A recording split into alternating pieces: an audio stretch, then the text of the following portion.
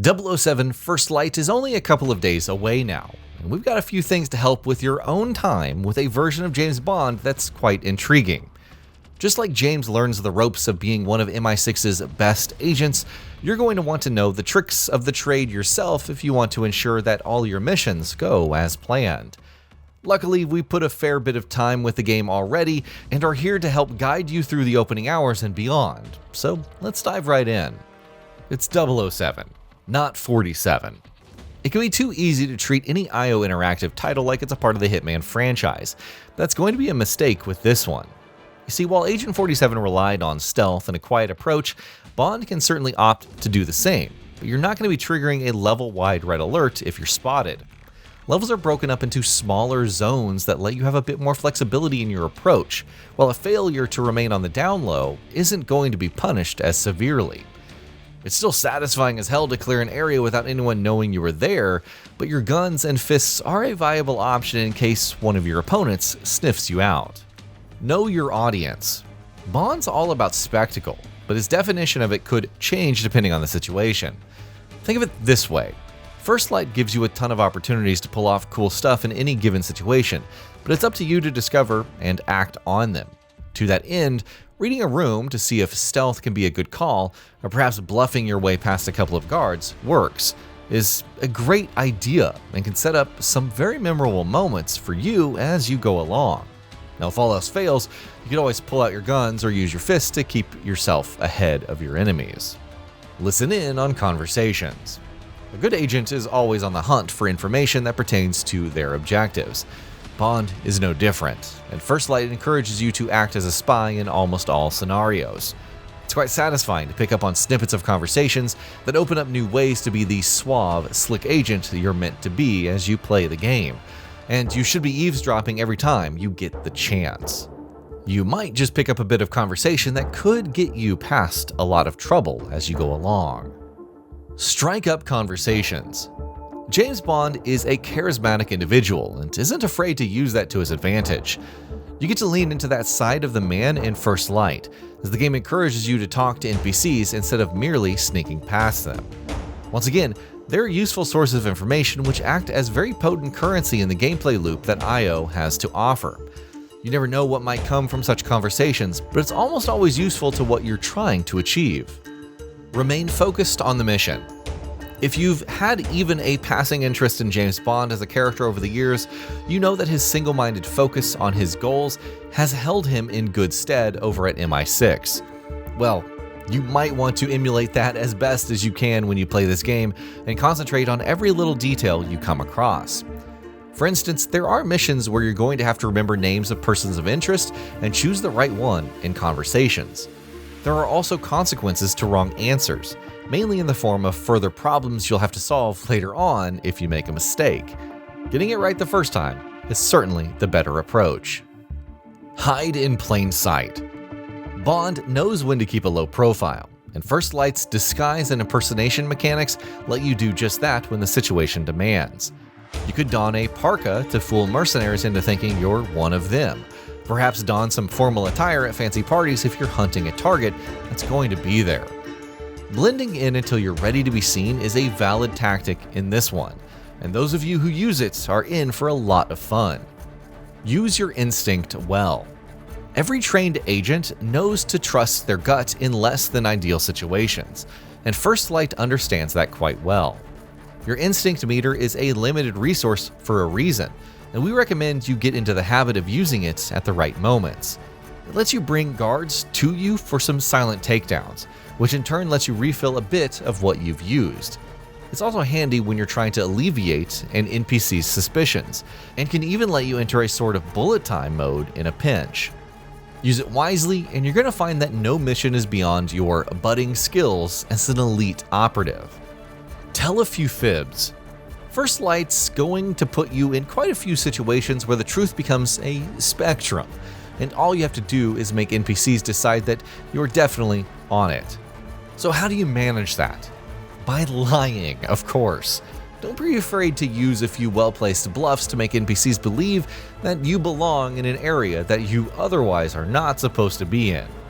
Lies and the social stealth mechanic are a crucial part of the experience on offer, and learning to use them as effectively as you can is key to your success. Maintain steady nerves.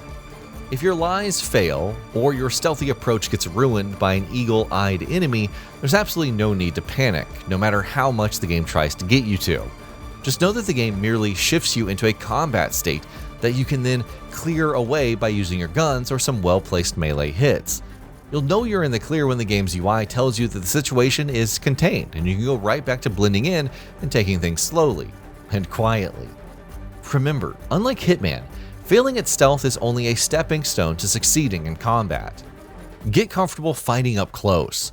While stealth and infiltration are great, we were surprised by how well you can use the game's melee systems to get up close and personal with your enemies.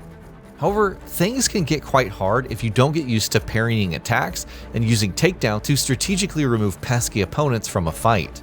You have a ton of options to seamlessly switch between, and familiarizing yourself with them all is going to hold you in a good stead for your entirety of the adventure.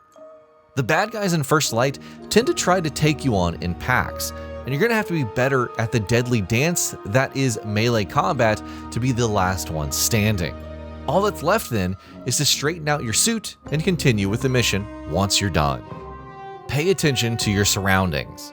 More often than not, you're going to have something close at hand that you can use to get the drop on particularly troublesome opponents in the event that you get into a fight.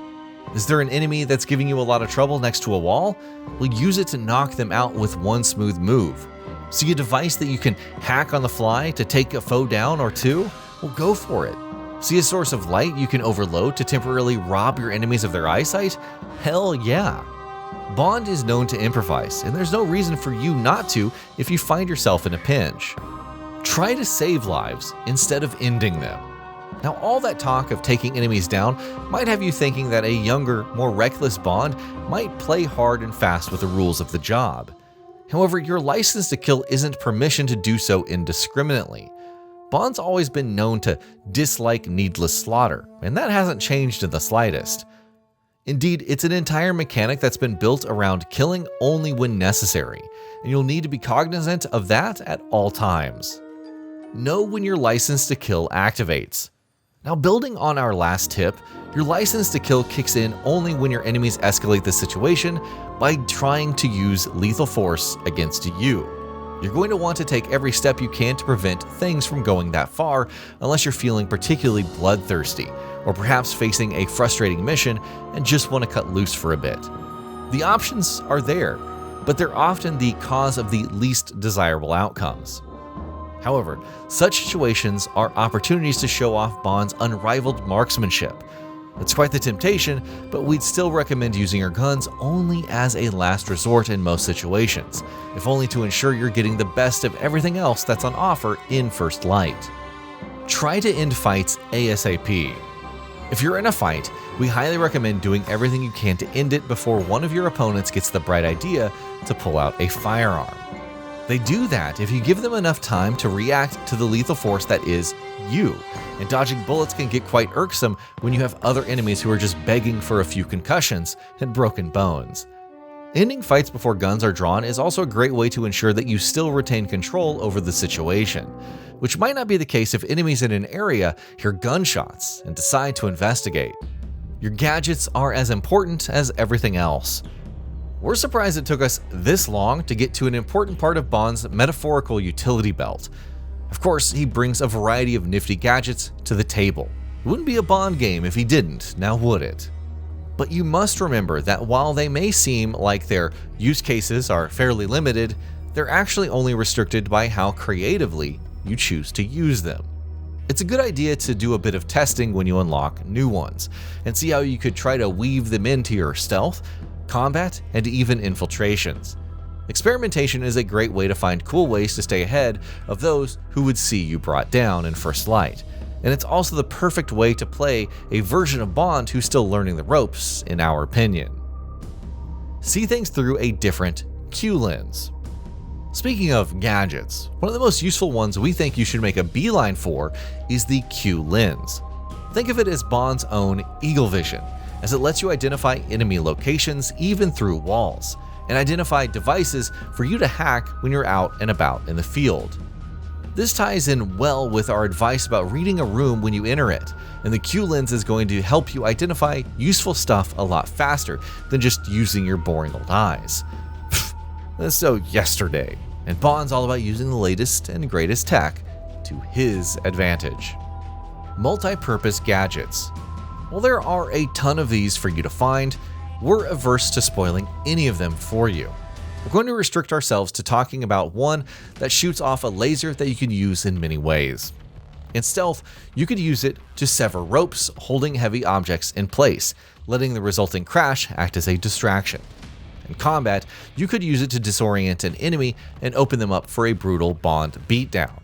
You could also use it to fry locks on doors in case there's one that you need to get past in a hurry.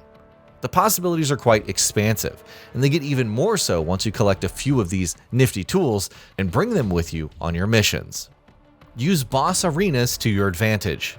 Remember when we said that you should always be on the lookout for ways to turn the environment against your opponents? Well, that's especially true in the game's boss fights, as they're invariably difficult foes who you must counter by being as versatile as you can. Bond's tenacity against opponents who rival his own skill is a hallmark of his success over the years, and First Light cleverly encourages you to showcase that trait. There are even a few fights that are perfect examples of all the advice that we've given you regarding your gadgets, so be prepared to use them, and any environmental traps you see as extensively and efficiently as you can. Sustain your momentum. Of course, Bond's going to be a catalyst for some high-octane set pieces where a methodical approach becomes out of the question, and you're going to have to pull off some fancy stunts to achieve your objectives. They're a part and parcel of life as an MI6 agent, and of course, they're inevitable if the agent in question comes with the 007 moniker. Try to keep them moving during chase sequences or set pieces, as stopping often means failure. You should always aim to stay on the move, reacting to situations as they unfold instead of trying to stop and get your bearings. It's what sets Bond apart from the rest, after all. Practice makes perfect. Dr. Selena Tan's tactical simulation VR chamber might not seem like a big deal on the surface, but it's a great place to go if you feel the need to further hone your skills. You get to select missions and slap on some unique challenges geared towards helping you improve gameplay in specific areas. It's also a great way to test out new gadgets and find ways to use them to your advantage. Of course, it goes without saying that those simulations are a great way to come to grips with the melee combat and the gunplay systems too. You should make it a habit to head there for some good old-fashioned practice from time to time if you want to be as stylish as you can be when you travel the globe on your missions. Alright, and that's a wrap on all the stuff that you need to keep in mind before you dive into the early days of the legend that is James Bond in 007 First Light. It might seem like a lot to take in, but that's only because IO has given you the tools you need to be a version of Bond that calls to you. And it's up to you to make the most of them in an adventure that we're quite eager to tell you more about. Polish your guns and get a few stretches in as you wait for this one to drop, and know that we're going to be prowling its many levels right alongside you. And that'll be about it for this one. If you guys like what we're doing at GamingBolt, please consider subscribing to our channel, and I'll see you guys on the next video.